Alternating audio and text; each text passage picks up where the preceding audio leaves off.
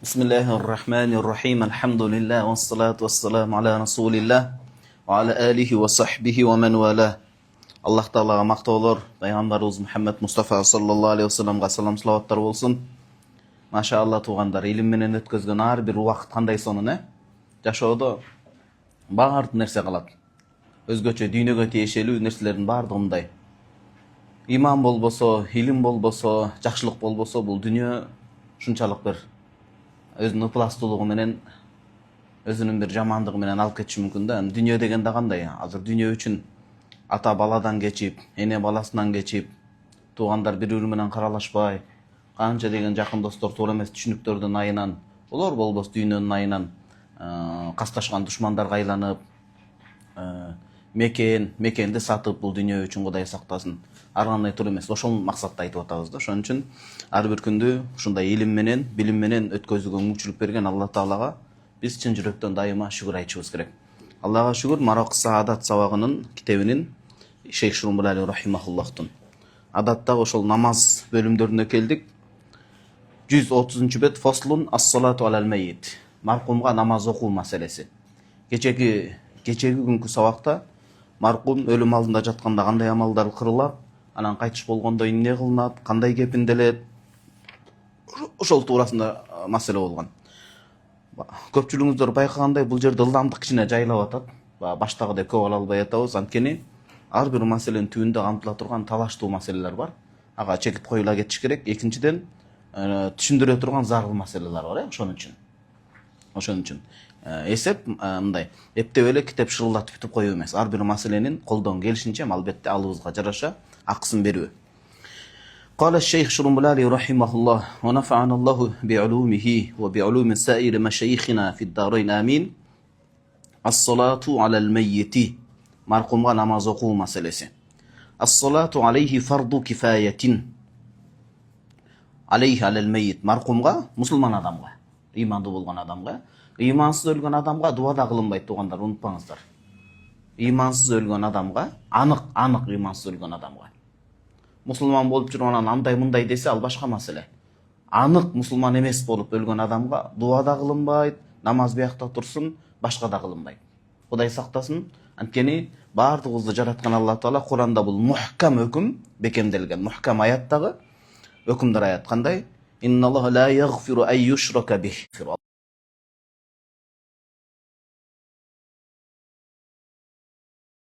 Райымдуу болуп кетип жок эми деген маселе болбойт.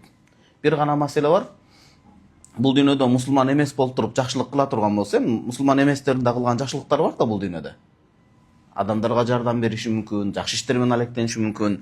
Эгер иман келтирбесе, ошо жакшы иштерине абага учабы жок, өмүрүнүн берекелүү болуусуна. Бир эле ажал бар, туурасы. Када муаллак башка эмес, мухкам бир ажал бар болгон Алла Таала ошонун өмүрүнүн мындай кандай десем мен, берекеси дегенде аны берекелеп да атап болбойт. Мындай бир узак жашагандай өмүрүнө бир нерсе берет. Анан жаны жеңил чыгышы мүмкүн. Азыр хадистер биякта келет, окуйбуз. А бирок өлгөндөн кийин мусулман эмес адам акыретте ал акыбал өтө кыйын. Фама лахум фил ахирати мин халак. Халак насип, аларга акыретте насип жок болот. Демек бул азыркы өтүлүп турган маселе, окула турган, айтыла турган бүт иманы менен кайтыш болгон мусулман адамга айтылып атат бул жерде. Анан акыйда илиминде талаш тартыш бар. Көпчүлүк ма алейхил мухаккикуна минал улама, алымдарыбыз айтат, туугандар. Таубатул яиси макбулатун. Баягы мусулман адам жүрөгүндө иманы бар, оозунда келимеси бар, баягы биз акыйдада өткөндөй. Бирок жүрүп күнөөкөр болуп, өлүм келип аткан учурда тооба кылса, чын жүрөктөн өкүнүп, башка кылып, Аллахым кабыл кылат. Вал илму индаллах, 100% илимди Аллах билет, аныгын алымдарыбыз ошол иншаллах тообасы макбул кабыл кылынат, бирок иманынын кабыл кылышында талаш тартыш бар дейт. Көпчүлүгү кыйын болуп калат акыбалы деп айтат. Жанагы өлүм периштеси көрүлгөндө, же анык баягы ортодон парда ачылып аткан учурдагы үмүт жок болду эми, анык билгенден кийинки иман этибар алынбай калат. Фираундукундай жана башка деп мухаккик акыйдадагы алымдар бир канча далилдерди алып келет. Фираун имансыз өлгөн, жана башка. Ас-салату алейхи демек алал мейит. Мусулман адамга намаз окуу бул фарду кифаятин, фард кифая. Парз билеси экиге бөлүнөт, фарду айн болот, ар бири жеке өзү өтөш керек, 5 мал парз сыяктуу, фарду кифая болот. Иза кама бихил ба'д сакатал хукм анил ахарин. Мусулман коомунун ичинен арасынан көпчүлүк бөлүгү же кайсы бир бөлүгү аткара турган болсо, жамаат байлана турган өлчөмдө, анда калгандардын мойнунан түшөт. Эч ким жаназаны окубай койсо мусулман адамдыкын асимал куллу баардык күнөөкөр болот. Ошону биз фардул кифая дейбиз. Анан туугандар, мен үйдөн китебимди алып келе албай калдым, азыр үйдө турат, бирок Куния китеби имам Захиди рахималла. Кунияда бул бир. Экинчиси Бадая санаата имам Касани рахимахулла. Имам Касани демне дейт билесизби? Имам Лакнави рахимахулла Маликул улама, алымдардын падышасы деп атайт. Шафи мазхабтан Изз ибн Султан деп баягындай ал киши болсо, бизден ушул имам Касани болот, чоң алым. Имам Касани рахималла Бадая санаата имам Захиди Кунияда айтат, жаназа намазыны билип туруп динде жок деген адам юхша алейхил куфр, имандан чыгып кетиш коркунучу бар деп айтат. Мунун ушун анткени бул диндин белгиси да. Азан, намаз, жаназа туурабы? Бул диндин белгиси. Бул диндин белгиси, адамдар кадимкидей жаназа окуйт. Бисмилlah. Ва кайфиятуха, яни кайфияту адaiha да. Жаназа намазы кандай өтөлөт? Бул боюнча жана умра боюнча китебим чыккан, ошондо дагы кеңири ошол нерседе эскерип кеткенмин. Анткени биздикилер Ханафи мазхабта болот да, умрага барган учурда алар көбүнчө Макка Мадина Хамбали мазхабта фихтан. Ал жерде ар кандай абал болуп калса, ошондо жаназа кандай окулуш керек? 4 такбир жетишпей калганы кандай күтөт, кандай кирет, ошол жерде кең кыргыз тилинде кеңири жазылган да.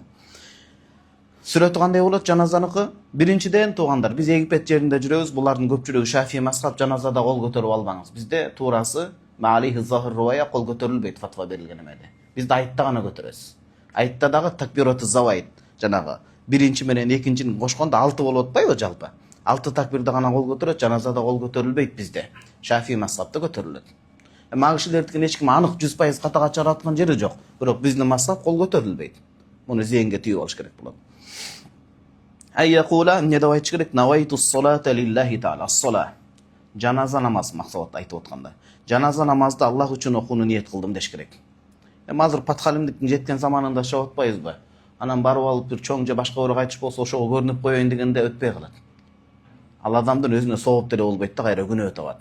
Ошол себептен лиллахи таала. Жагымпоздук болбойт бул намазда, ибадатта жагымпоздук болбойт. Кудай үчүн болуш керек. Анан бирөө жарым менен нараздашып кала турган болсо, кайтыш болгондо жаназасына барганда Аллах үчүн кечирип, мындайча айтканда кыйын акыбалда калганда бирөөнүн үстүнөн күлгөн жаман да, эми өлгөн адамга болбойт да, барып кечиришип жаназасына катышып кайра дуа кылыш керек. Навайту ас-салата лиллахи таала.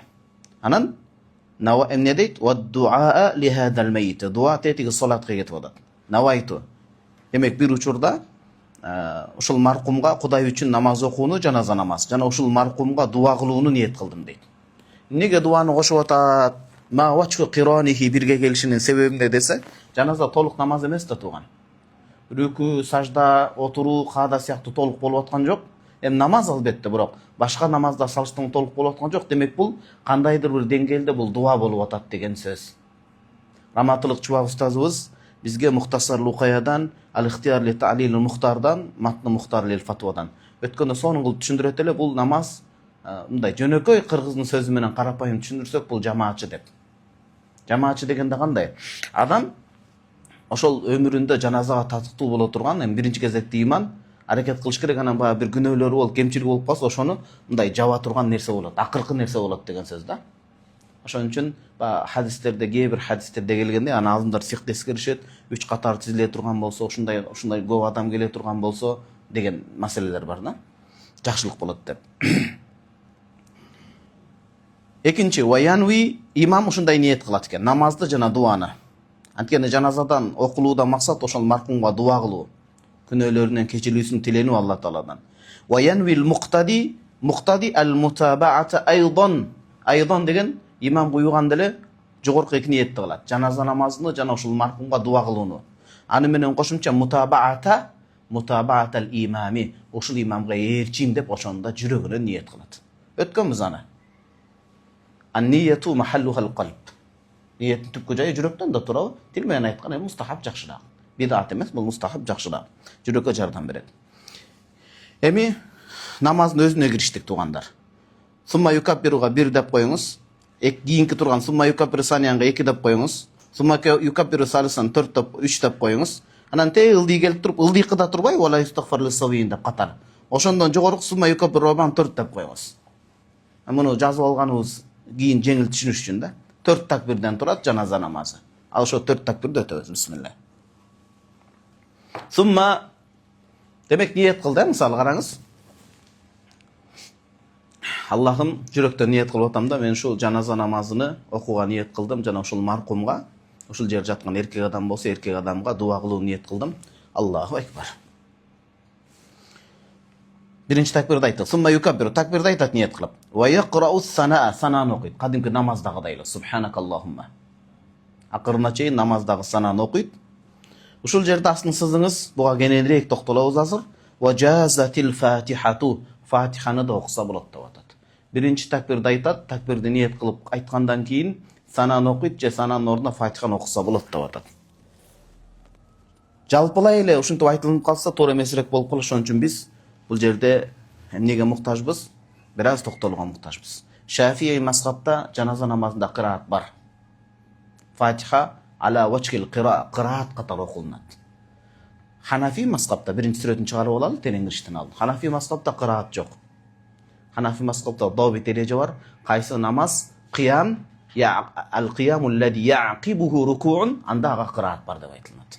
Кайсы кыям намазда кыямда рүкүсү анан саждасы бар болсо, өзгөчө рүкү саждасы бар болсо, анда ошол кыямда кыраат кылынат дейт. А кайсы бир кыям эле болуп туруп мужаррадул кыям ва лайса яқубуху рукуун вала сужудун, рүкү сажда келбей турган болсо, анда ал кыямда кыраат кылынбайт деп келет.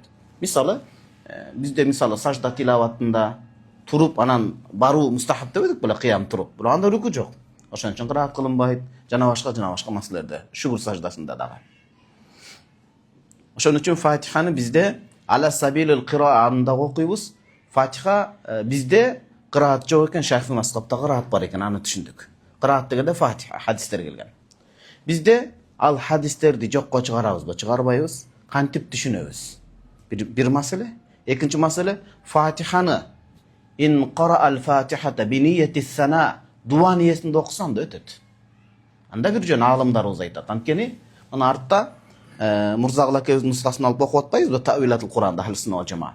Имам Матурди рахимахуллахтун орозодо Фатиха сүрөсүнүн тафсирин аябай канча сабак кылып окудук. Ошол жерде эмне деген жыйынтык чыкты эле? Фатиха сүрөсү көпчүлүгү бардыгы тең эле Аллах Таалага сан, хамды сана, мактоо деген сөз. Хуласату маанил Фатиха, Аллага мактоо айтуу, Аллах Таалага сананы айтуу болуп атат да. Демек Фатиханы Ханафи мазхабта сана ниетинде окусам да бир жөн деп айтылат. Бирок лау кара ал-Фатихат ала сабилил кыраа, Кудайга мактоо катарында эмес, кыраат Шафи мазхабтага окшоп, кыраат максатында окуса эмне болот? Азыр ошол эки суроого. Ошол Фатиха жөнүндө хадистерди кандай түшүнөбүз? Анан Фатиханы сана ниетинде окуса бир жөн экен, кыраат ниетинде окуса эмне болот деген эки маселеге токтолобуз азыр. Сүрөт чыкты да. Умдатул Qaari بشرح صحيح البخاري العلامة الحافظ الشيخ بدر الدين عيني رحمه الله 855-жылы айтыш болгон. Канчанчы тому? 7-чи тому. Бухарида хадис канчанчы ракамда келген, туугандар, шашпаңыз.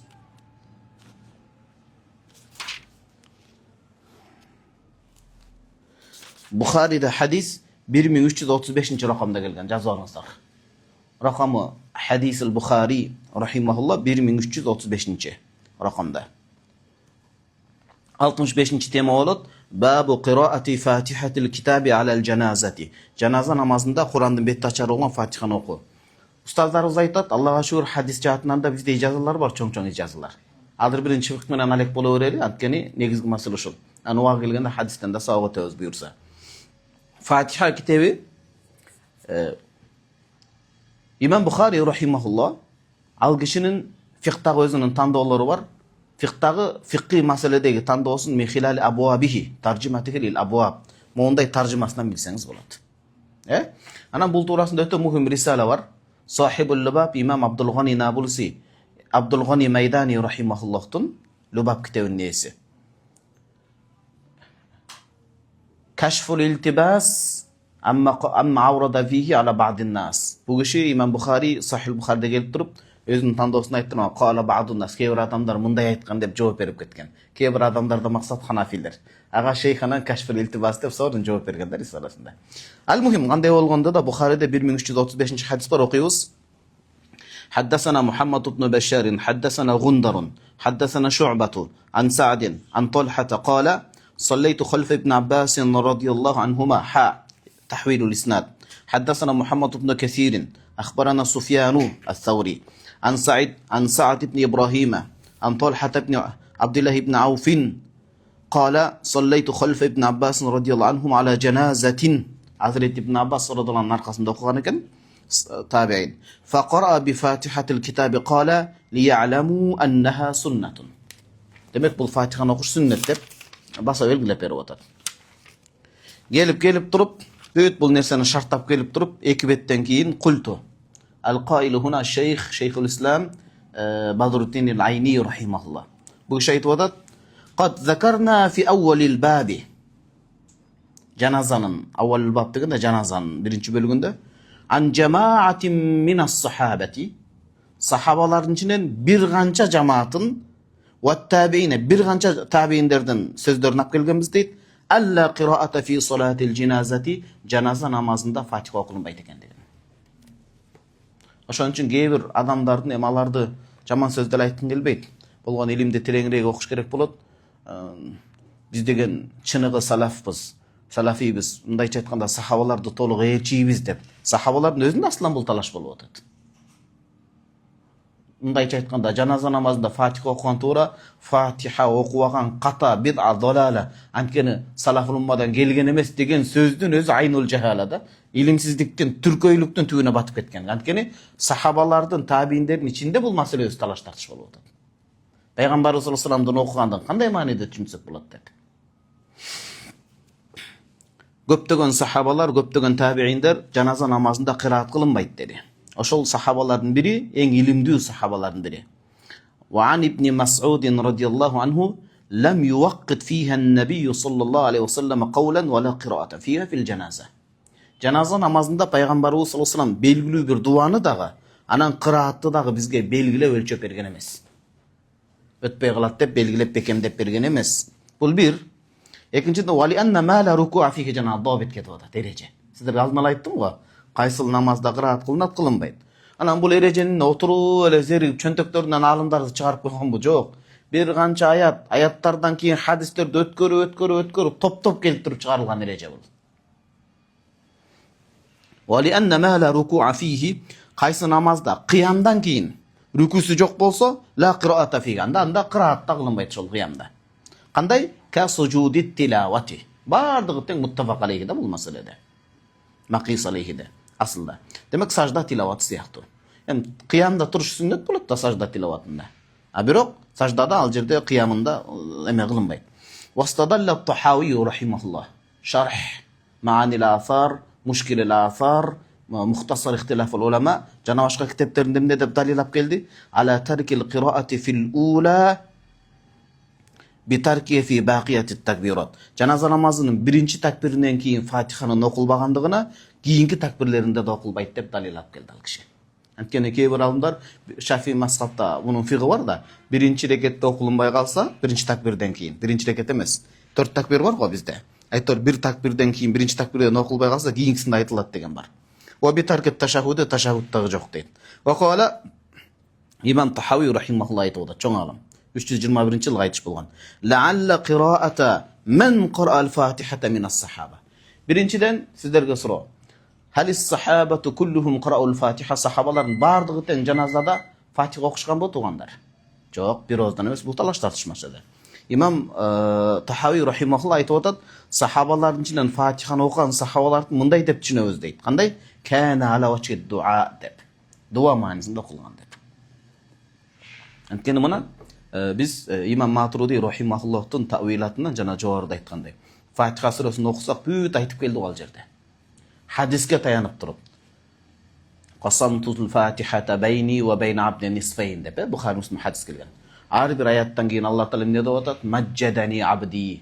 Asna alayya abdi. Pende meni maqtap atat, maqtawını aytıp atat deyt. Demek galibu maanil Fatihati munhasiratun hem çekteldi dep aytpaylı sana hamd jönünde ketip atat. La ala vajhi tilavati tilavat manisinde aytılgan jok. Nege bul manida aytıp atat? Antkeni uşul manida aytsak, ek sahabalardan kılgаны jam bolup atat da bul jerde. Булардыкы дагы туура, анткени окубагандар ала сабили тилава, кыраат маанисинде окуган жок, окугандар сана маанисинде окуп атат деген сөз. Неге? Лианна ал-фатихата тахтамилу ма'на ас-сана, ма'на ал-хамд, ма'на ат-тамjid. Мактоо маанилерин ичине камтып алган себептен. Бул биринчи маселе, машалла. Дайым айттык, Умдатул Кори жаныңызда болсун. Анан биз жаназа китебин окуп атабыз. Bizde daima haşiyat tahtağı, Maraq Saadat'ta okup atqanda haşiyat tahtağı ala Maraqul Falah, anan ahkamul janaiz risale janımızda oluş gerek. Umdatul Qori getdi. Birinci masaleni düşündükpü? Janazada Fatiha okul masalesini. Bir şey minel ucalet öte kıska toxtalganda. İkinci masale, hukmu men qira'al Fatihata bi niyyeti tilavati. Hanafi mazhabda biri janaza namazında birinci takbirden keyin Fatihani sana manisinde emas, alimlar ruxsat berет ekan. Бирок жанагы субханакаллахума токтолгон жакшыраак. Бирок Фатиханы тилават, кыраат ниетинде окусачы Шафии мазхабта ошо эмне болот? Мухитул Бурхани 3-том 77-бетте кара дейт. Бисмилlah. Wa fi fatawa ahli Samarqand. Samarqand эйлеринин фатва китептеринде. Булардыр мен билгенден китеп ما زال على قيد التحقيق ماذا مخطوطة قول жазма боюнча басылып чыга элек. Ханafилерден чыгып ушу китептерди типографиядан сону немге кылып чыгарыш керек да. Не деген маселелер камтылган караңызчы.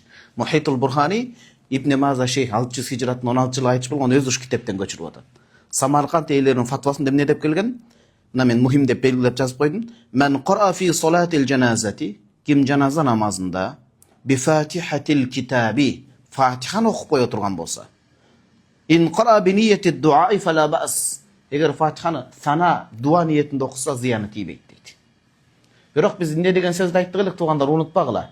Fala ba's degen al mustahab goyruhu degen söz. Fatihani sana niyetinde okuy subhanaka Allahumma okugan jakşıraak. Antkeni oşondoy sahabalar köptөгөн, oşondoy tabiinler. Wa in qara bi niyyetil qiraati. Fatihani qiraat niyetinde okusaç Şafii mazhabdagıday. Şaşpay turuңuz. Biyaқты bir qarap qoyuңuzlar. Maraqul Falah'ta Şeyh Şurumbulali rahimahullah okusa bolot degende. Walau bi qasd niyetiga Fatiha niyetinde de okusa bolot. Antkeni hadis kelip atpayбы dep birinci hadiste aytkan, ekinciden bu kişi Hanafi bolsa da emne dep aytkan, ekinciden şariat ereje var. Al-khuruju min khilafil ulama mustahabbun wa mu'tabarun. Alimlar talaşıp kalgan bolsa, ошо талаштан биздин мазхабты кармап туруп, башкалардын мазхабында да талашты колдон келсе, талашты бузбай сактаган мустахаб болот деген эрежени алып келген да бул Нурул Гидахта, Марақул Фалахта Шейх Шурумбулай рахимахуллах. Анылдый жакта Хашият ат-Тахтави 1, Хашият ибн Абидин 2, Бахар Ройукта жана башка бу китептерде жок деген. Ушул жерде өтө мухим эреже бар, эстеп калыңыздар. Al-khuruju min khilafil ulama mustahab болот. Башка алымдардын хуружунан чыгуу мустахаб болот. Мисалы кандай имашей, түшүнүктүү болсун. Ханафи мазхабта кол аял кишиге тийип кетсе дарат сынабы? Шафии мазхабтачы сынат ламс деп коет, аларда шахват тафсил бар, биз магистратурада окудук. Кыскача айтып турганда бузуп калат белгилүү бир шарттар менен. Ошондо сиз Шафиилер дагы бар, Ханафилер дагы бар адамдарга намаз өтүп атканда, көчөдөн кокус келатып даратыңыз бар, бирок аялга тийип кетсе, Ханафи мазхабта өтө бересиз, Ханафи мазхабта дарат тузбайт, бирок Шафиилер турат го. Алардын намазы да толук болуш үчүн талаш тарыш маселеде. Жанагы талаштан чыгып койшуңуз мустахаб, яны дарат алып койшуңуз мустахаб болот. Анан чыкканда беркилеринде көңүл тынч деген. Экөө тең наразычылык жок деген сөз. Бирок бул маселеде анда өтпөй калат. Эмнеге десе, жанагы эреже мутлак эмес, мукаят бир шарт бар, эсиңизден чыкпасын. Al-khuruju min khilafil ulama mustahab ma lam yartakib al-karahata fi mazhabihi. Өзүнүн мазхабында ошол нерсе макрух алып барбай турган болсо. Бизде Ханафи мазхабта жаназада кыраат кылып коюш макрух тахрима болот. Жөнөкөй макрух танзихан эмес, макрух тахриман алып барып коет. Ошон үчүн Фатиханы би ниятыл кыра окуган жакшы эмес, макрух тахриман болуп калат. Хадистегини анда эме окусачы, алачыл кыра окулунбайт, бирок сана маанисинде окусан да фала басабек окуса болот анда. Эми муну түшүндүңүз да эрежени. Муну окуйбуз. Wa in qara bi niyyatil qira'ati la yajuz an yaqra окуган жакшы эмес. La yajuz деген яғни yukrahu tahriman. Хашият ибн Абидинде бул жерде Хашият Тахтавиде келген. Элейш لأن صلاة الجنازة محل الدعاء анткени жаназа намазы бул дуа кылына турган орун. وليس بمحل القراءة ал жерде кыраат кылынбайт. Onu Hanafiler özleri çıkara algan emes. Köpçülük sahaba tabiinlerдің Peygamberimiz sallallahu aleyhi ve sellem sünnetini uşuntip düşünüp gelip çıkan sebepten.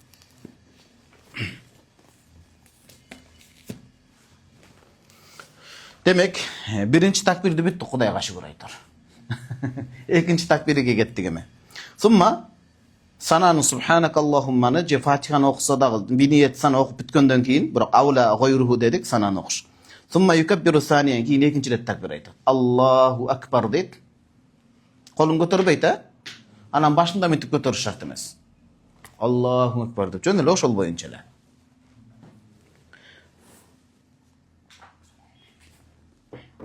Feyusalli alen nebi sallallahu aleyhi ve sellem Peygamberimiz sallallahu aleyhi ve sellem salavat aytadi.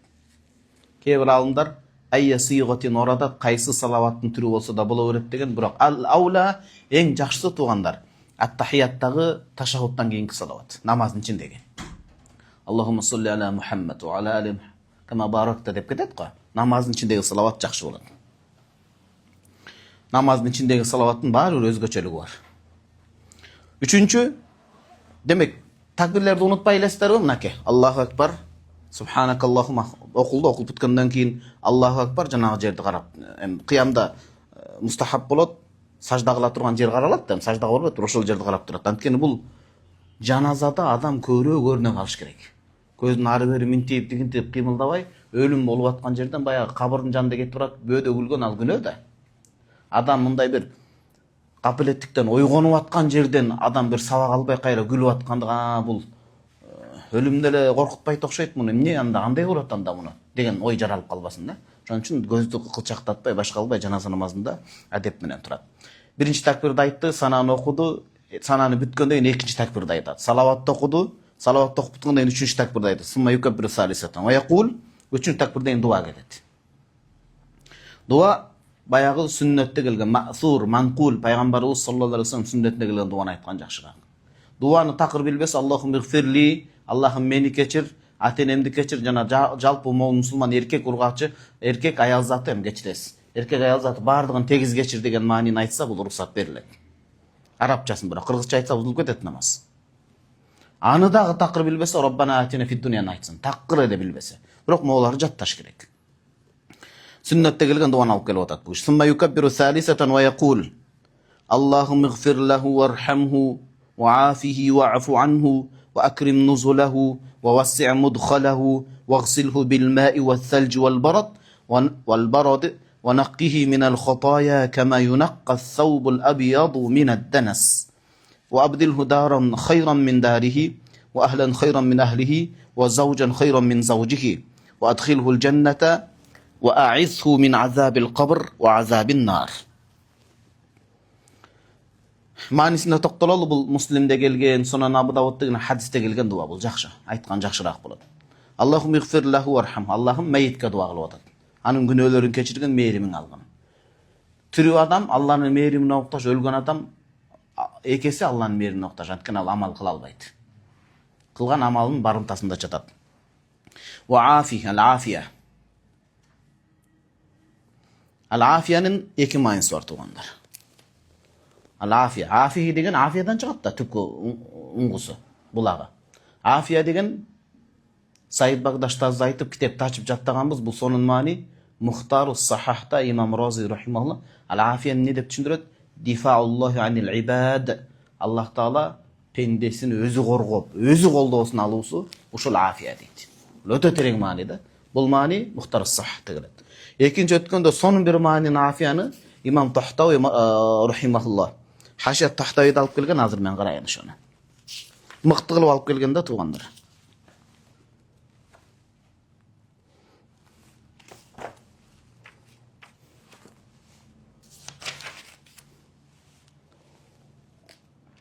Şunday öte manili nersilerin manilerini jattaş gerek kitaptan alıp. Düşünüktü tuğanlar hazır.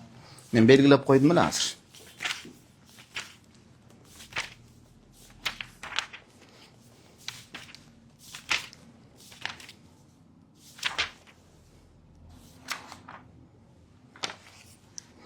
Abdan sonun berip turma mani dep aябай belgilep koydum ele.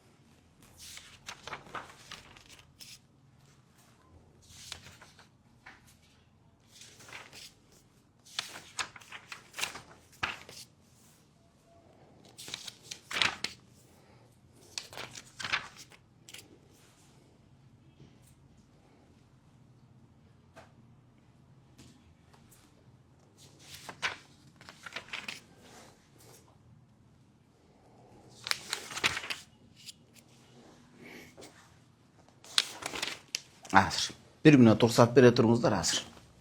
Halbatul Mujalliden gördüm beken, he?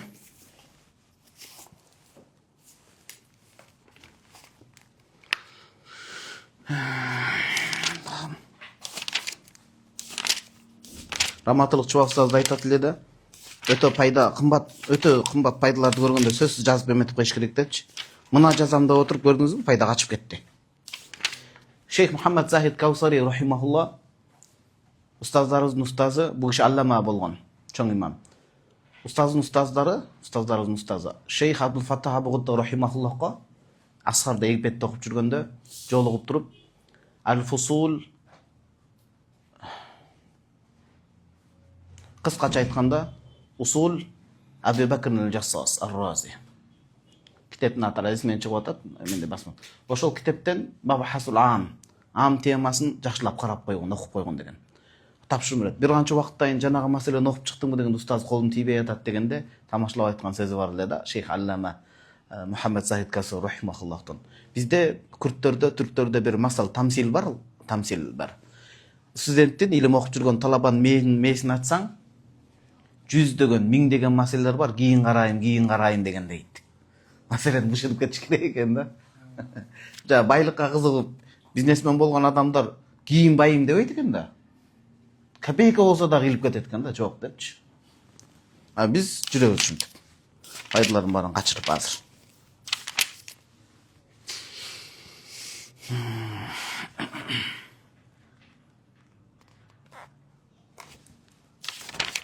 Meyli inşallah Allah hayır. Allahumma salli ala seyyidina Muhammad sallallahu aleyhi ve sellem. Табылып калат. Айтор, мен бүгүн үйдөн дагы таап коем. Афиянын экинчи мааниси.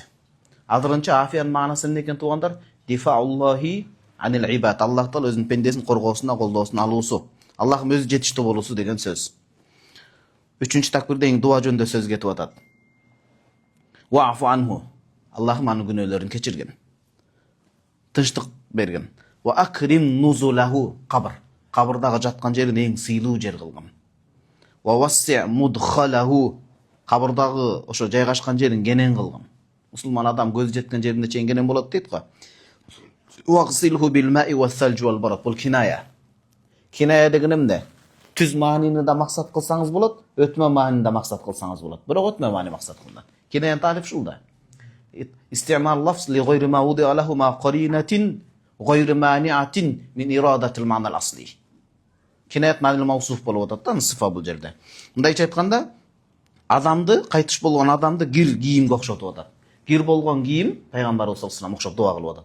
Кир болгон кийимди таптаза кылыш үчүн эмне кылыш керек болот? Жанагындай мөндүргө, айтор сууга салып жууш керек болот. Аллахым муну дагы тирүүлүгүндө билбей кетирилген кемчиликтеринен толук жууп, мындайча айтканда тазалагын деген сөз да, кетирген деген сөз. Ваксилхи билме Аллахым суу менен жууйгөр, вассалч кар менен, валбарат мөндүр менен деген сөз. Мындайча айтканда эч бир күнөөсүн калтырба деген сөз. Адам адатта эми суу менен эле жууйт, мөндүрдү да жамгыр менен жууп атканы бул шиддатул мубалага да. Шид мубалагатун фит танзиф. Шунчалык бүгүнкү заманда жанагы периелин, персил андай мындай, ариел бир нерселерин бүт кошуп тазалап жууйт го. Шунчалык. Ошондой мааниде кетип атат бул жерде. Ал мубалагат фит танзиф. Аллах таалам бир да күнөөсүн, чоло жерин калтырбай тазалай көр. Онаккихи мынакей. Тазалай көр Аллахым. Танкиядан чыгып атат, минал хотоя, мунун каталарынан тазалай көр. Кама юнаккас саубул абияду минат данас, аппак кийим кир жууп калганда тазалангандай эле. Неге мусулман адамды аппак кийимге сагыштырып атат? Анткени жүрөгүндө иманы бар да. Канча күнөө болсо дагы мусулмандын жүрөгүндөгү иманы бар болгон себептен ал Аллахтын астында кадар бартуу болот. Мусулман ошон үчүн жүрөгүндөгү аппак имандын кадырына жетиш керек болот да.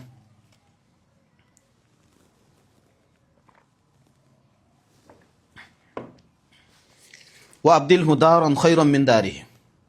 Жашоодо курган үйүнөн дагы азыркы кабырдагы үйүн андан да жакшыраак кылгын. 5 бакчалардын бир бакчасы кылгын деген сөз да, бул дегени пайгамбарыбыз саллаллаху алейхи ва саллям. Ва ахлан хайран мин ахли. Жана үй бүлөсүнөн да жакшы үй бүлө дейт. Үй бүлөсүнөн жакшы үй бүлө дегени хашат тахтава ала муракул фалахта айтат, жакшы адамдардын жанына көмүлүү мустахаб болот. Жакшынын шарапаты жамандын кесепети дегендей эле да. Жакшы адамдардын жанында. Анткени канча адамдар, солих адамдар дуа кылат да. Экинчи мааниси кабырында жанагындай периштелер. Esap кысап бериштеси мындайча айтканда жеңил esap кысап кыла тургандай кылсын деген сөз. Ва заужан хайран мин заужик, аялынан да жакшы аял дейт. Аялынан да жакшы аял дегенде анан аялдар кызганып өлбөйсүң деп кармап калбасын анан. Антип эч ким кармап кала албайт эми. Өлүмгө бардыгы баш ийет. Аялынан да жакшы аял бар дегенде бул дин кандай экен деп кээ бир аялдар ойлонуп калбасын, Кудай сактасын. Бул жерде мына Саид Багдаш тазыбыз аял заты капа болуп калбаш үчүн эң керектүү тахкыйктап келип коюптур да, сносканы. Ибн Аллан деген чоң алым бар. Мекки. Бул киши Азкарун Навави берген шархы бар. Түшүнүктүүбү, туугандар? Азкарун Навави рахимахуллахка берген шархы. Al-Futuhatur Rabbaniya шарх жок. Al-Riyadus Solihiндеки кандай эле? Шархын карап койсоңуз, Азкарун Навави шарх Al-Futuhatur Rabbaniya болса керек. Адашпасам. Ал-мухим, ал-ибдалу фис-сифат ла физ-зават таватат. Аялдын затын өзгөртүп кою эмес, мындайча айтканда, акыреттеги ошол ушундай менин келинчегиме, кайтыш болгон адамдын келинчегин акыретте ушундай жакшы сыпаттуу аялды берген деп атат. Аялдын сыпатын жакшы кылган деп атат. Эми бешикке киргендердин баары эле жакшы болот деген сөз. Экинчиден анан бул жерде хурлайындарды эле максат кылынат деген сөз. Бирок аялы күйөөсүнө итаат кылып жакшынакай жүрө турган болсо, хурлайындардын төрөсү болуп эсептелет да.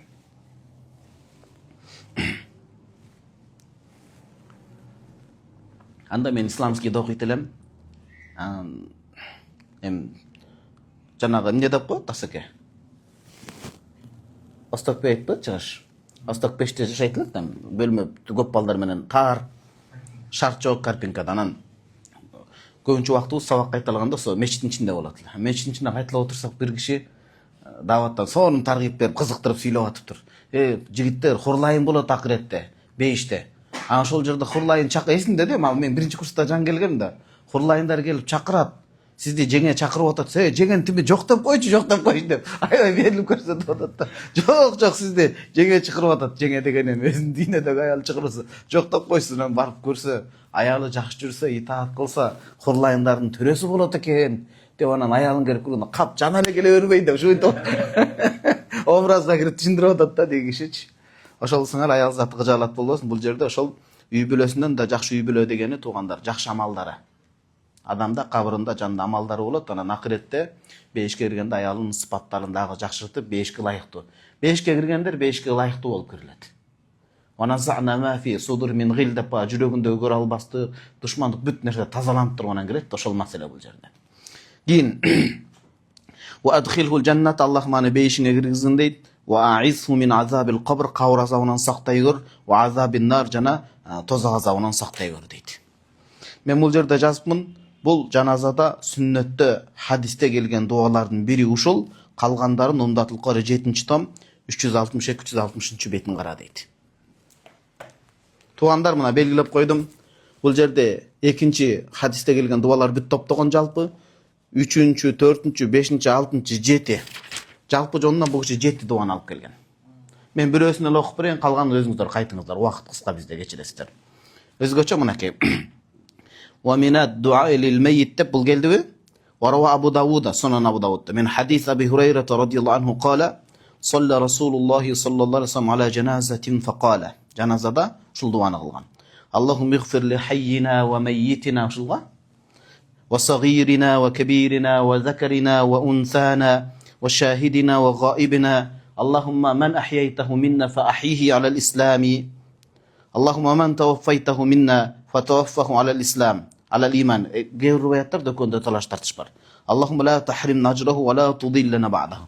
Деп бүт риваяттарда алып келген. Эң жакшысы жаназада айтыла турган ушу бардык дуаларды жаттап койгон жакшы болот. Демек бул жерде топтогон, сабак бүткөндөн кийин муну алып кетип туруп копиялап балдар жаттасын. Бул тапшырма. Иншалла 3 күн тапшырма берейин. 3 күндө ушул жалпы бул жерде Имам Бадруттин Айни рахимахуллах алымыбыз топтоп берген, жаназага тиешелүү хадистерде келген 7 дуаны мага тапшырып бересиздер 3 күндөн кийин. Сөзсүз тапшырыңыздар.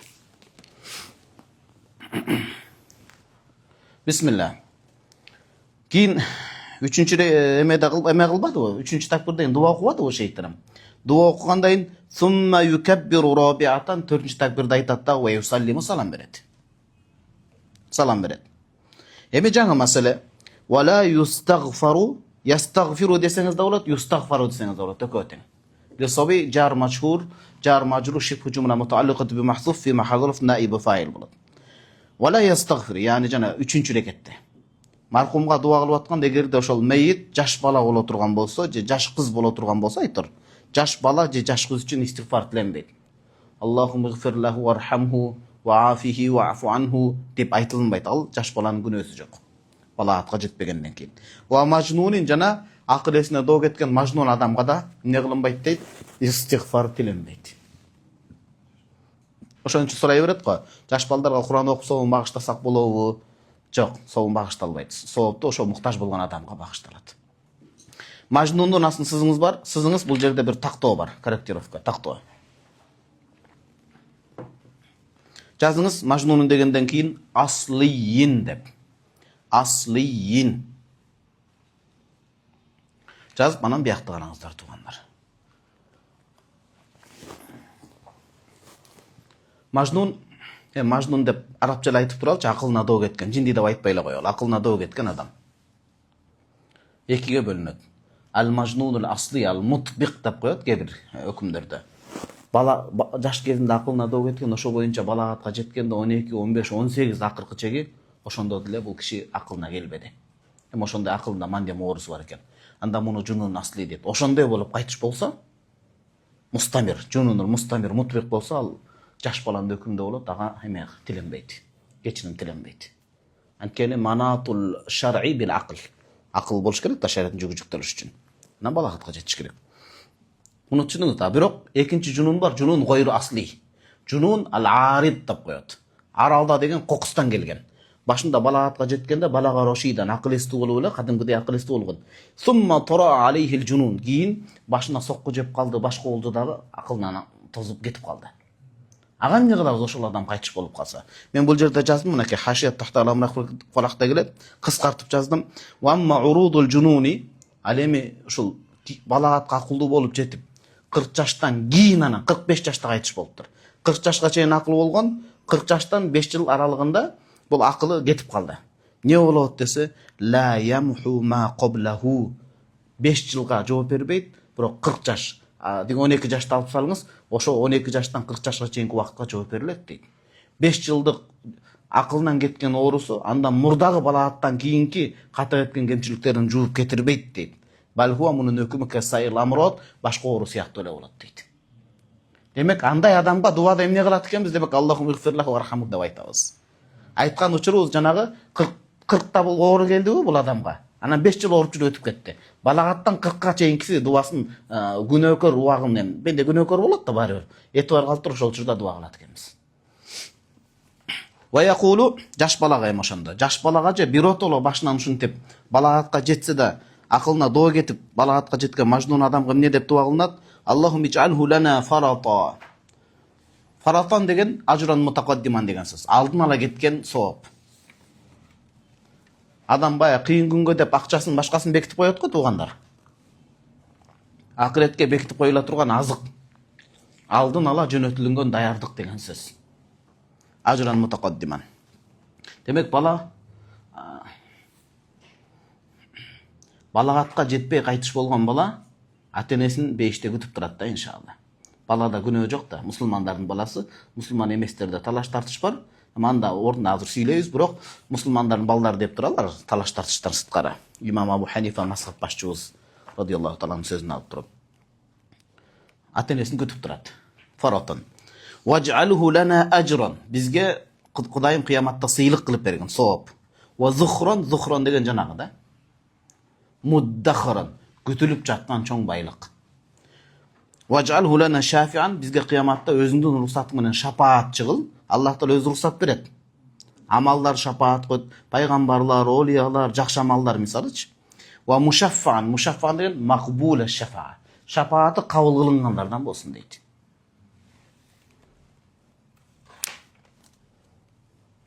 Амал үй бүлөдө ошондой болуп калат. Үйлөнгөн адамда ошондой болуп калат. Негизи үйлөнгөн адам бала чакалуу болсун, иншалла андай жоготууга туш келбесин, бирок ошондой болуп калса чөгүп кетпесин.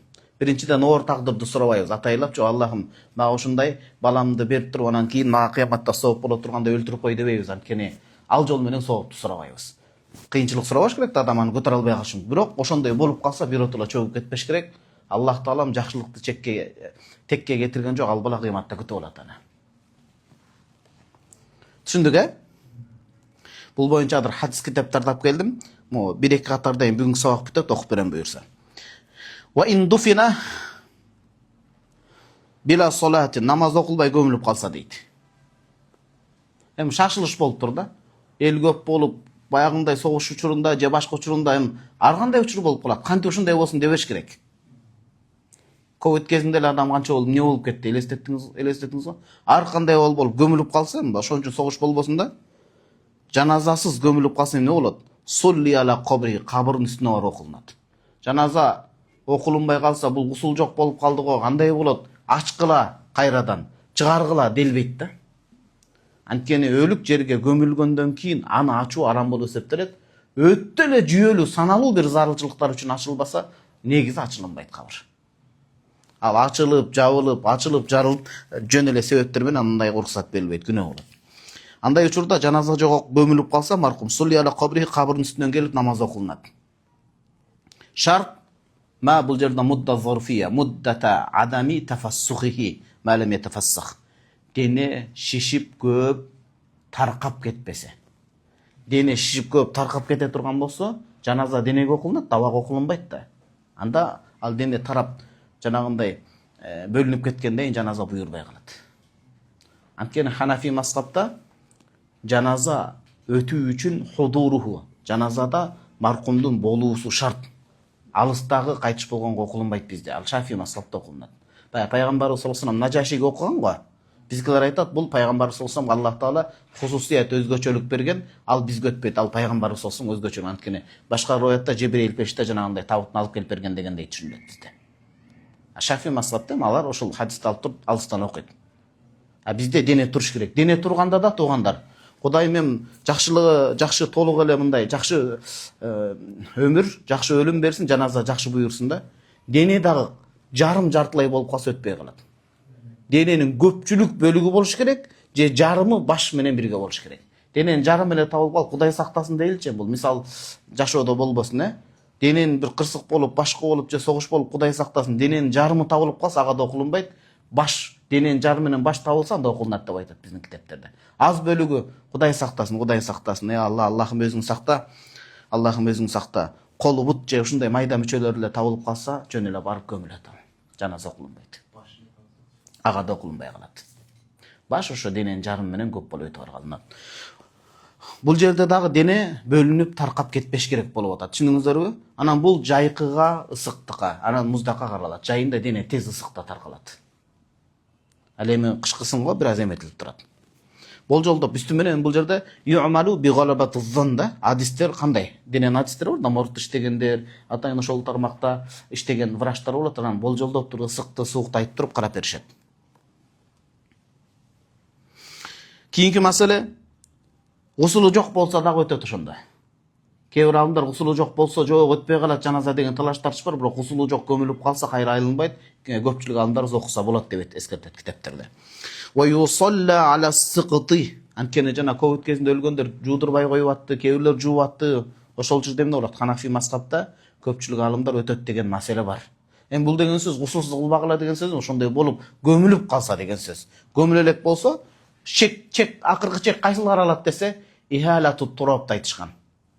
Жана кабырга коюлуп, үстүнөн топурак ташталып башталса дейт. Анан коюлуп, таксырлар жан гусул кылына эле экен, кандайдыр себептер менен унутулуп калыптыр десе, топурак таштала элекпи, анда бир жөн дейт. Акыркы чек ошону айтышат да Ханафи мазхабында көпчүлүк алымдар. Жаңы маселе бүгүнкү сабак ушул эки катар менен бүтөт, бирок могул жерде азыр ушул хадис китептерин атайын алып келдим. Анткени көп суроо келип атат ушул боюнча. Wa yusalla ala siqti. Siqt деген бойдон түшкөн бала. Чарчап калган бала, бойдон түшкөн бала. Сакотадан алынып атпайбы? Субханалла, бир тиштин жоктугу дагы аябай сүйлөгөнгө таасир этет экен адамга,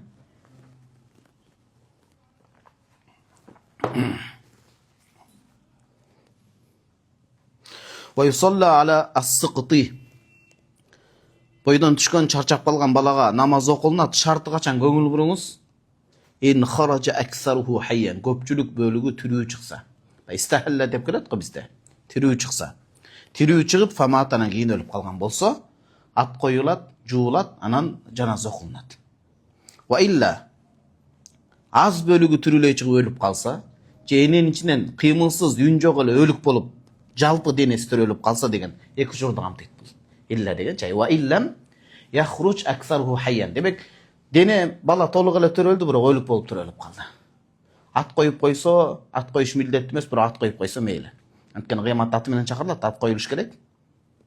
Жуулган маселесин азыр өтөбүз. Кадимки маркумдагыдай кылып жуулунбайт, бирок мындай тазалап жууп коюш керек болот, бирок жаназа окулунбайт ага. Жаназа түрүү бул дүйнөгө түрүүлүккө жетишип, анан кайтыш болгон адамга окулунат. Famata. Wa illa эгер андай болбосо гуссила, гуссила жазыңыз фис сахих деп. Энесинен багындай өлүк болуп эле төрөлүп калса, же көпчүлүк бөлүгү чыга электе, аз бөлүгү чыгып туруп эле тумчугуп өлүп калса, Кудай сактасын, Аллах манын бетин аргылсын. Ал жагдайларда гуссила жуулат. Бирок жуулат дегенде жанагыдай кылып жуулунбайт. Жана биз буга чейин өттүк го, маркумда адимкидей оң жак, сол жак бүт депчи, мындай жалпы эле бир жуулат болду бул жерде. Анан wa udrija fi khirqatin bir чүпүрөк оролот, жабылып. Кепин сыяктуу болбойт бул жерде. Чүпүрөк оролот, оролгондон кийин дуфина била салати, намаз окубастан туруп gömүлөт. Бул жерде мен жаздым, хаша тактайды элет, "Ва аммал истихлалу фил батни фа гайру му'табарин". Келинчегим айтат, бизде майраш деп коет дедиби, же эмне дейт айтор? Майрам суу деп. Кайсында? Жуу турган, ал майрам суу, бизде деле ошентип айтат. Машрап деп коет, эмне дейт экен, жана курсактын ичинде сүйлөп же ыйлаганы угулган балдардычы. Ошондой атап коюшат турбайбы? Ошто жаллабаттачы бизден, жалпы Кыргызстан баарыбыз бирбиз го. Кандай деп атап койсо да айтор. Эненин ичинде баланын ыйлаганы угулса. Эненин ичинде кээде энеге угулат, жанындагылар кадимкидей угулат да. Мүмкүн нерсе, коркуп кетип, эмне болуп кетип, жин ыйлап атабы диги деген сөз эмес ал. Ал бала угулуп калышы мүмкүн, башка болуш мүмкүн, медицинанын өзүнүн түшүндүрмөсү бар. Эненин ичинде бала ыйлап, бытырап калып кадимкидей жана буту кол, сиз биринчи үйлөнүп балалуу болуп атасыз, кадимкидей бала өскөн сайын төрөгөнгө жакын колун чыгарып алат, бутун чыгарып алат, ооп жатып алат. Алгачкы аталык сезим бөлөк да. Ар бир бала деле.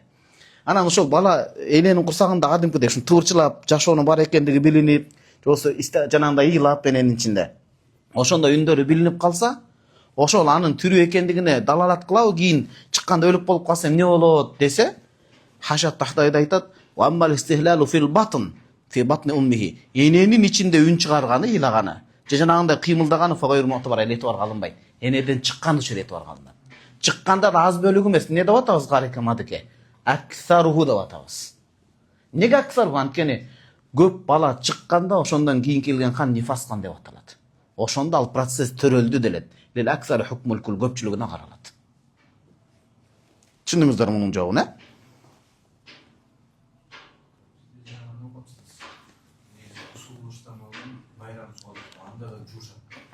Кимди?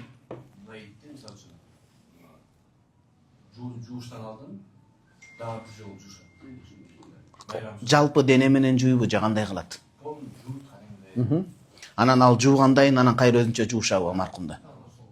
Дагы гусул кылабы. Негизи суроо бул жерден сиздерге угулбай калышы мүмкүн. Бизде майрам суу деп маркумду, мейитти, кайтыш болгон маркумду майрам суу менен жуудуруп, анан кайра бир жуудуруп чыгат дейт. Негизи бир жууса жетиштүү өзү.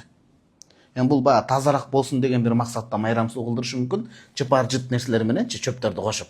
Негизи анын зыяны тийбейт. Бирок эниктасалал вахида бир эле жолу жууп, жана биз кече өттүк го сабакта. Ошондой жууган менен жуулуп калса ошол жетиштүү. Кокус майрам сууга алынбай калыптыр, кокуй гусулу жок болуп калды деген сөз болбойт. Ошон үчүн мен муну тактап коюшум керек экен, айылдагы имамдардан сурапчы. Кандай деп. Бүгүн ушул жерден сабак токтолот, эртең маркумга ким жаназа окулунат? Анткени ал же эртеңки сабакта өтө көп токтоло турган маселелер бар туган. Бүгүнкүгө көрдүңүзбү, өзүм деле анча токтолдук. Бизде Кыргызстанда байкуш алсыз аял заты, мээримге зар болгон аял заты, тагдыр экен, боюнан түшүп калганда, баласы чарчап калганда, катуу стресске, депрессияга түшүп кетишип кыйналышат экен да. намаз окуп жүргөндөр таштап коюш мүмкүнчүлүгү бар экен, башка бар экен. Ошолорго дем болсун. Көптөгөн суроолор келет. Ошолорго эм болуш үчүн могу хадис китептерди жыйнап келдик. Азыр ушул боюнча иншалла сабак кылабыз. Муну ким Аманат медиага дагы башкага дагы өзүнчө бөлүп койсо дагы жакшы болот, Бактияр мырзабыз Аллах ыраазы болсун. Кийин өзүнчө бөлүп чыгарып койсо элге мындай түшүнүктүү болсун. Али шейхим, хажат тактабыңызды алып келип атасызбы? Эгер мүмкүн болсо сабак алып келе бериңиз шейхим. Арасынан сызып жана карай турган жерлерибиз болот азыр.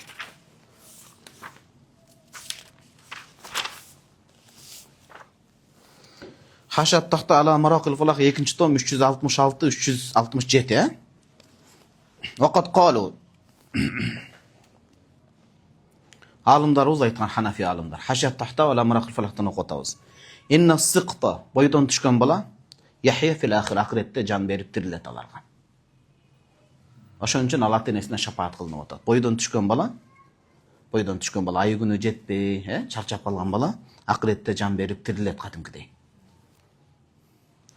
Жеке менин өзүмдө адашпасам экөө болду окшойт. Бир кыз балада, бир эркек балада иншалла акыретте эки балам күтүп, бир кызым, бир балам күтүп атат деген сөз да. Өзүмдөн туугандарда апам айтат, менден кийин ошо Ибрахим аттуу иниң бар болчу деп. Мен 90 болсом, ал 92-93. Бирок түшүмө кирген ошо кадимкидейчи. Отуруп алып түшүн айта берет экен дебесин, анан кээ бир түшүнбөгөндөрчү. Жакпас укпайын койгуңуз деп мен өзүм айтып атам да. Айтор түшүмө кирип, мен сенин иниңмин дегендейчи. Мен өзүм кыялданган окшойм да. Инна сыкта яхия фил ахир, акыретте бойдон түшкөн бала, чарчап калган бала Аллах жан берип тирилтет дейт. Ва туржа шафаату иншалла, Аллах Тааладан үмүтү менен, Аллах Тааладан үмүт кылабыз, шафааты болот деп. Анткени Аллах Таала адамга, мусулман адамга жөн нерсени бербейт да. Баягы хадисте эми түшүнөсүз да, Бухари, Муслим деген хадис. Ажабан ли амрил муъмин. Пайгамбар бул дем бере турган хадис да. Пайгамбарыбыз саллаллаху алейхи айтат го, момун адамдын иши таң каларлык дейт. Фалейса зака илля лил муъмин ва фи рива фалейса залика. Бул таң каларлуу. Мындайча айтканда, эч качан утулуш жок деген сөз да момун адамда. 100% момун адамдыкы жакшылыкка деген сөз. Бул момунга гана берилет. Кандайча? Ин асабатху саррау, эгер адамга жакшылык келип жетсе, шакара, шүгүр кылат, факана хайраллаху. Баласы аман эсен төрөлсө. Ва ин асабатху даррау, Кудай сактасын, Аллах манын бетин ары кылсын, баласы чарчап же бойдон түшүп калса, сабыр кылат, көзүнө жаш келет, башка болот, адамдык фактор алсыздык. Бирок жаман сөздү айтпайт, Аллага сабыр кылат, факана хайраллаху. Эки учурда тең. Ва туржа шафаату, бойдон түшкөн бала, чарчап калган бала, балаатка жете элек кайтыш болгон бала акыретте шафаат кылат иншалла. Далил вастадалу бима руя Абу Убайдата марфуан дейт. Атай хадис китептерди алып келдим. Хадис китептердин ракамдарын кеп жерлеринде тура эмес жазып салган да. 2 саат убакыт кетет го карап чыгып эметкенге чейинчи. Бахрул Захар ал-Маруф би Муснад ал-Баззар. Жерден окуп беребиз. Муснад ал-Баззар 3-чү том ракамул хадис 815 жазып алыңыздар, Муснад ал-Баззар 815 хадис. Бисмилlah. حدثنا محمد بن عبد الرحيم قال حدثنا أبو غسان حدثنا مندل. Ошол Миндал себептүү бул хадис доиф хадис дейт, бирок шадид даиф эмес. Бири-бирин маанилеш хадистер келген Хасан лугайриги даражасына көтөрүлөт. Яны далилге алынат. Ан al-Hasan ibn al-Hakam an Asma bint Abis an abiha an Ali radiyallahu ta'ala anhu qala Rasulullah sallallahu aleyhi ve sellem. Hadis. Hasan lugayrihi dalilge jarayt. Antkeni şawahidler gelgen mutabaattар. Inna sıqta, boydan түшкөн бала жанагы чарчап калып атпайбы энеден. La yuraghimu rabbahu, жараткан Алла Таалага la yuraghimu. La yuraghimu деген сөз Алла Таалага кайрылат деген сөз. Каршы чыга албайт эч ким. Алла Таала кайрылат. Айякул. Ошондо Аллах Таала эмне дейт? Ага айтат: "Удхулул жанна." Бейишке киргин деп айтат да. Жаш балага кийин тирилет деп, тирилип бейишке киргин деп айтканда, берки бала кадимкидей бир кыжалат болгону байкалат да. Кыжалат болгону байкалат, ошондо файқаллаху, Алла тараптан айтылат: "Айюха сиқтул мурагиму раббаху." Жараткан Алла Таалага эркелеген, мындайча айтканда, жалаткан Алла Таалага, мындайча айтканда, бала бактысы толук болбой атат да ачууланып атат. Эмне үчүн? Ата-энемсиз мен бейишке кантип кирем депчи. Дегенде айтылат, удхулул жанна, бейишке киргин дегенде фаякул айтат жанагы бала, хатта ядхул абавая. О Аллах Таала, эч ким Аллахка каршы калбайт. Бул дегени Файдул Кадирде дагы шейх мына ушинтип түшүндүрүп берет. Аллах Таала менин ата-энем менен чогуу кирсем деген тилегим бар деп ошо айтып атат да, сураныч. Алавачки ат-тааттуф, Аллах Тааладан суранып атат, эч ким каршы калбайт. Фаюкол, Аллах Тааладан айтылынат ага, иржи, анда кайткандагы аркаңа, адхил абавайкал жанната. Сага мен шапаат берүүгө мүмкүнчүлүк берем, ата-энеңди бейишке чогуу киргизгин дейт. Фаяжуррухума бисирарихима хатта юдхилахумал жанната. Сирар деп жана эненин сурра, эне менен баланын киндиги туташ болот го. Ошо киндигинин туташтыгы менен муну түз мааниде да максат кылынат дейт алымдар, өтмө мааниде да максат кылынат дейт. Хадис экөөнтөн камтып алат. Айтор, жанагы баланын киндиги энеге туташ болот, ошо киндиги менен ата-энесин бейишке сүйрөп кирип тартып кетет дейт. Бул деген сөз баласы ата-энесинин бейишке киришине себепкер болот, Алланын рахматы, мээрими менен деген сөз. Экинчи бул Муснадул Базыр, экинчи Ал-Му'джамут Табарани. Муну 1004 деп жазып коюптур, туурасы 1049 да. Жазыңыз. Ал-Му'джамут Табарани 1049. Ракамул хадис. 8-ci tom. حدثنا محمد بن المنذر القزاز حدثنا مسلم بن إبراهيم حدثنا حسام بن مسكن حدثنا أبو معشر عن إبراهيم عن علقمة بن سويد إمام أبو حنيفة المستدر من صنع ديت عن عبد الله يعني ابن مسعود رضي الله عنه قال سمعت النبي صلى الله عليه وسلم. الحديث شيخ صحيح حديث ما على الأقل حسن درجتنا. Ne deydi Peygamberimiz sallallahu aleyhi ve sellem aytadi. Şaşpay turunuz. Hazır bir minut hazır.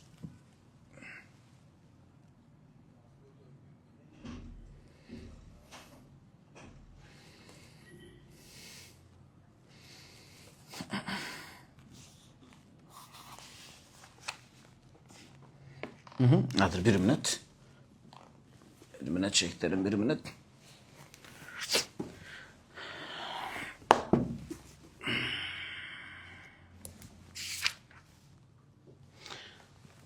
Azır emeni. Bunu da жазып koydunuzlar. Mu'camul Kebir 1049. Şaşpaytınız. Ekinci qaysı olup otat? Şuabul İman İmam Beyhaqi rahimahullah hadis cinaktara. Şuabul İman İmam Beyhaqi rahimahullah. Hadisin rakamı 9306. Şuabul İmam al-Beyhaqi 9306. 12-ci tom. Bulda Hasan darajı daif da otat, biroq buların bari biri kelip Hasan li gayrihi götürülüyor. Dalilge jarayt. Akhbarana Abu Abdullah al-Hafizu. حدثنا أبو العباس الأصم حدثنا العباس الدوري حدثنا إسحاق بن منصور الصدولي حدثنا من الجنا حديث عن الحسن بن الحكم عن أسماء بنت عابس بن ربيعة عن أبيها عن علي رضي الله عنه قال قال رسول الله صلى الله عليه وسلم إن السقط يراغم ربه عز وجل يوم القيامة أن يدخل والده النار. Жаш бала жанагы ата-энеси кыяматта тозокко момун адам тозокто төөлүп калбайт. Бирок кайсы бир себеби менен тозокко түшө турган болсо, атасынын, ата-энесинин тозокко түшүшүндө жанагы бала аябай юрогуму дегенде бул жерде алдындар түшүндүрүп берет, ачуусу келет же иши шишип кетет дейт. Бул деген сөз катуу иши шишип жарылганга чейин барат, яны катуу кыжаалат болот деген сөз. Катуу кыжаалат болот деген сөз. Бала ошол бойдон түшүп калган бала ата-энеси менен бейишке кирбей калуусунан кыжаалат болуп, өтө бир кыжаалатчылыкка жан алакетке түшөт дейт. Файюколушунда Алла тараптан айюха сыхтул мурагhi мураббаху инни кад адхалту валидайкал жанната. Бул хадисти көрдүңүзбү? О, жаш бала ата-энеси үчүн кыжаалат болгон, жан алакетке түшкөн жаш бала, мен сенин ата-энеңди сени менен кошо бейишке киргиздим деп айтат. Фаяжуррухума бис-сурарихи фаюдхилухумал жанната. Ошентип жана киндиги менен тартып отуруп, киндиги туташ деген бул дүйнөдө эле эмес экен да. Киндиги туташ болуп ата-энесин бейишке тартып киргизип кетет деп атат. 9307-ни да жазып коесуз. 9307 фи иснади инқитаан дейт. Бул дагы баягындай хадис даиф, бирок маанилештери менен көтөрүлүп кетип би мутабаат ва шавахид хасан ли гайриге көтөрүлөт. Бул жерде ылдый жакта болсо белгилегендей. Ван нуфасау дейт. Нифас аял баягы. Төрөттө баласы кайтыш болуп калган аялды айтып атат да, төрөтканы келген. Төрөтканы келген аял дейт: "Яжурруха валадуха яумал кыямати бисурахи илал жаннати." Энесин киндиги менен тартып бейишке жетелеп кирип кетет дейт. Аллахтын каалоосу менен. Бул туугандар Şuab İmam Bayhaqi менен Musnad al-Bazzar. Улайбызбы бул жерде? Мына ушул хадистерди алып келдиби туугандар?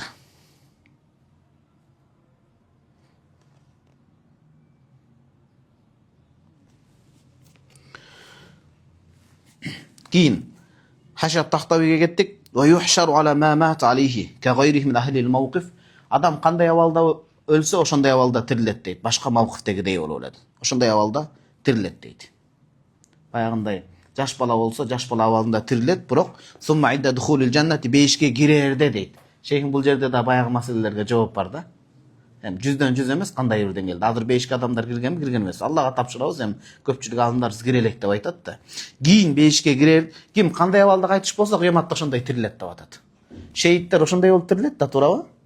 Пайгамбарыбыз саллаллаху алейхи эмне үчүн шейит чындап шейиттикти өтөбүз эртеңки сабакта. Шейиттер өткөндө ошо боюнча көңгүлө, эгер кепинге туура келе турган болсо, кийимдери ашыкчасы кеми жок боло турган болсо, анткени кыяматта ошол боюнча тирилет, кандын өңү калат, бирок анын жыты эң кымбат мистегидей болот деп келет. Адамдар кандай болсо ошондой абалда тирилет, бирок бейишке кирерде сумма инда духулил жанна бейишке кирерде ясируна бардыгы айланышат дейт. Кандайга? Туулан вахда бир бойдо, бир сыпатта мындай таптаза болуп киргизилет дейт. Фафил хадис сахих Бухари Муслимде келгендей, юбасу куллу абдин ала ма мат алейхи деген хадис бар. Ар бир адам кандай абалда өлсө, ошондой абалда тирилет деп. Күнөөкөр болуп, кыянаткер болуп, жаман өлүмдөн Кудай сактасын деп элестетиңиз. Зина кылып жатып, ичкилик ичип жатып өлсө эмне болот? Эми аны менен иманы көтөрүлүп кетпейт, аны адал деп санаса, бирок чоң күнөөкөр болуп атпайбы? Коркунуч. Ва фихи ошо Бухари Муслимде фи сифат ахли жанна бейшейлердин сыпатында эмне деп келген? Иннахум ала сурати Адам, Адам атабыздын сүрөтүндө болот. Келбетинде. Тулу куллу вахидин минхум арбинин бою 60 зиран, 60 чыканак болот дейт зира. 33 метр, канча метр болуп атат? 30дан жогорку. Зада Ахмад ва гайрухи Имам Ахмад Муснадында башка хадистерде келет. Фи арди сабат азран дейт. Узундугу 60 зира, чыканак, кенендиги туурасы 77 чыканак болот дейт. Вахум абнау саласин ва саласин, эркектер 30 жашта болуп келет дейт. Эркектин эң мындай толуп турган күчү экен да. Фаидатун, бул жерде бир пайданы айтат. Равал Имам Ахмаду, мен үйдө бар Муснад, эки риваяттан. Алып келе албай калдым. Мен хадис Муад ибн Джабал радияллаху анху кала, кала Расулуллахи саллаллаху алейхи вассалам, ма мин муслимина, кайсы бир мусулмандар ютаваффа лахума саласат, 3 баласы кайтыш болсо дейт. 3 баласы дегенде эркек баласы же кыздар, же экөө аралашып. Жалпы жөн 3 баласы кайтыш болсо, илля адхалахумуллахул жанната би фадли рахмати яхума. Ата-энеси ошо балдар кайтыш болгонго чейин мээрим төгүп жакшы жашагандыгы себептен Аллах Таала ошо балдарына төккөн урматы себептен аларды бейишке киргизет дейт. Балдар канчалык мээримдүү болуш керек? Демек, аялын, бала чакасын тирүүлөй таштап кетип аткан адам бейишин жериген менен барабар да бул. Туурабы? Бейишин жериген менен барабар. Факалу я Расулуллах, ависинан 2 баласы кайтыш болсочу деди жалпы жонунан. Факал ависинан 2 баласы деди. Бул Жабрул Хатирда пайгамбарыбыз саллаллаху алейхи вассалам эң чоң сүннөтү мусулмандын көңүлүн алуу болот да. Бизде бул сүннөт өлүп атат да. Күндөн күнгө өлүп атат. Мусулмандык көңүлү кадыр баркы калбай калып атат да. Илгеркилердин Ихя улумуттин ошол келген да. Ойлобогула деген салафул умманы алтын дордогул. Шунчалык көп намаз окуп башка, балким кыяматка жакын алардай көп окуй албаса да мындай намаз окуган адамдар чыгышы мүмкүн, роза кылган чыгышы мүмкүн, бирок жүрөктү таза кармап, кечиримдүү адамдын акысын ордуна коюу маселеси да. Мону Жабрул Хатир деп коет сүннөт. Саид Багдашта бул боюнча китеп жазып атат, жакында чыгат. Жабрул Хатир деген сөз мусулмандын көңүлүн алуу, жубатуу деген сөз. Ошол да. Болбосо 3тө токтосо болот эле да пайгамбарыбыз саллаллаху алейхи вассалам. Экөөсү Расулуллах деп көздөрү балбылдап турат сахабалар дегенде авасынан экөө болсо дагы ошондой эме күтөт деди. Қалу ава вахидун, бирөө болсочу деди. Бирөө болсо дагы ошондой. Қалу ава вахидун деди. Сумма қала валлади нафси биядихи, Аллага касам ичип туруп айтамын деди пайгамбарыбыз саллаллаху алейхи вассалам. Инна сыхта, бойдон түшкөн бала, чарчап калган бала. Ла яжурру уммаху бисарархи илал жаннати, энесин бейишке киндиги менен тартып кетет. Шарты качан? Шарты идахтасабатху, Кудай үчүн сабыр кылса. Неге менин баламды көрүп калдың деп баягы тагдырга тан айта турган, же капыр боло турган, же намаздын таштап кое турган, же биротла чөгүп кете тургандай эмес шайтанга кулак салып. Эгерде ихтасабатканан, албетте муну менен кошумча ата-энесинин да амалы болуш керек. Алалакал иманда кайтыш болуш керек да минимум. Анан жакшы амалдар менен да аракет кылыш керек. Бүгүн сабак бүттү, бирок бүтүүдөн алдын жана 2 хадисти да алып келбедим жанагы. Бул жанагы Орокомул хадисти туура эмес жазып коюп карап отуруп, бирок мусулмандын жаназага тиешелүү өтө бир залыл маселесин таптым. 1049. Haddasana Muhammad ibn al-Munzir al-Qazzaz, Mu'jam at-Tabarani, bul tuğandar Hasan darajasında hadis. Haddasana Muslim ibn Ibrahim, haddasana Husam ibn Misak, haddasana Abu Ma'shar an Ibrahim an Alqamat an Abdullah radhiyallahu anhu qala. Sami'tu an-nabiy sallallahu aleyhi ve sellem yaqul. Hazret Abdullah bin Mas'ud Peygamber sallallahu aleyhi ve sellem tömön hadisini uqqaman deydi. Can çıgуу meselesi de hazır. İnne nefsel mu'mini, mu'min adamdın canı yahrucu roşhan, öte cenil çıgat deydi. Roşha dep mo tamçılaydı ko muna. Deyip tamçılagандай olup çıkıp ketedi deydi. Faydul Qadir allama muna uşuntip түшүндүрүп беретмин deyip mi? Tamçılagандай olup жеңил çıgat deydi. Wala uhibbu mautan, Peygamber sallallahu aleyhi ve sellem aytып atат, ka mautul himar, eşektин жаны чыккандай кыйналып чыккан жандарды мен жакшы көрбөймүн деп атат. Жакшы көрбөйм деген ошондой өлүмдөн сактангыла, даяр болгула дегени да. Кыйла, "Ва ма мауtul himar ya Rasulullah?" Аллах Тааланын элчиси, эшектин өлүмү кандай? Эшекте өлгөндө кандай болот? Кала, "Ruhul kafiri yakhruju min ashtaqihi." Капыр адамдын жаны дейт, аштакы мо жагынан кыйналып туруп, тарсылдап отуруп чыгат дейт да. Бул жердеги эмелер каякта нихая? Гарибул хадис. Али шейх малып бересизби кечиресиз? Кечирип коесуз шейх. Капыр адамдык өтө кыйналып туруп жаны чыгат дейт да. А жак билесиздер өтө кыйын нерсе. Аллах разы болсун шейх.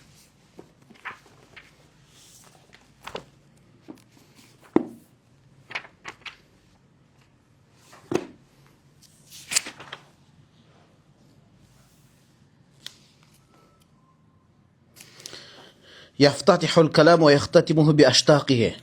Бұл النهاية في غريب الحديث والأثر деп Ибн Насир рахимахуллахтың хадистерге, хадистің сылабары да мындайча айтканда. Жаванибул фам дейт, ооздун мо жаак тарабын айтылат экен.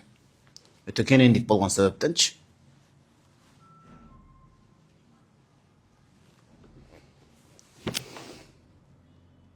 Түшүндүңүзбү? Кыйналып, жан оңой чыкпайт деп атат да, мындай жан качып, мындай болуп, Алланын өкүмүнөн эч ким качып кете албайт. Жаактардан кыйналып, каршылдап отуруп чыгат. Жана эсинелери жагы чыгып кеткендер оңой эмес да, билесиз да, жагы атып калган, жагы карышып калгандар жаман го. Бул деген сөз фихи шей'ун минас су'убати ва шидда, өтө жаны кыйналып отуруп чыгат дейт. Капырдын жаны ошондой болуп чыгат дейт. Мен айтыпмын, Мусаннаф ибн Аби Шейбаны кара деп. Азыр карайбыз. Андан алдын шашпай туруңуз.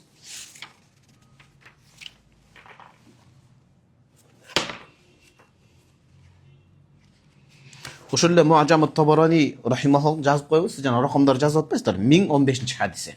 1015.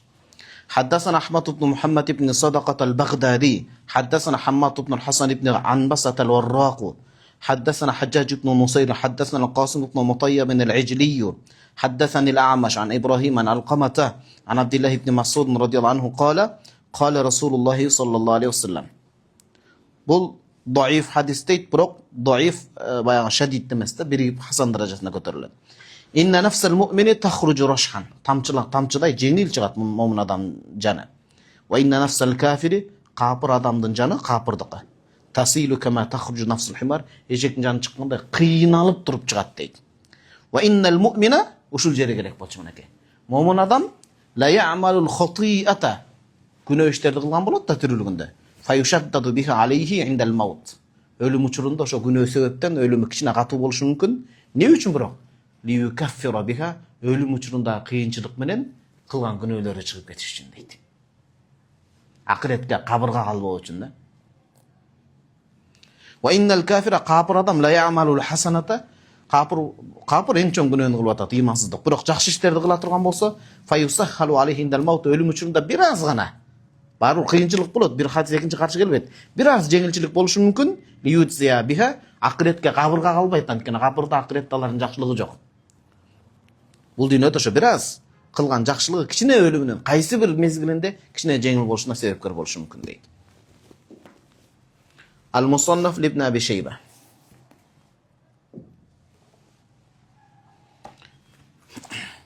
Жетинчи том, 201-бет, Rakamul bab 177 fir rajuli yurashshahu jabinu inda mavt ölüm uçurunda çekesi katı ter degen. Demek Al-Musannaf ibn Abi Şeybe 1200 çok 12381 yazıp koyganlar he? Hani şey. Al-Musannaf ibn Abi Şeybe 12381.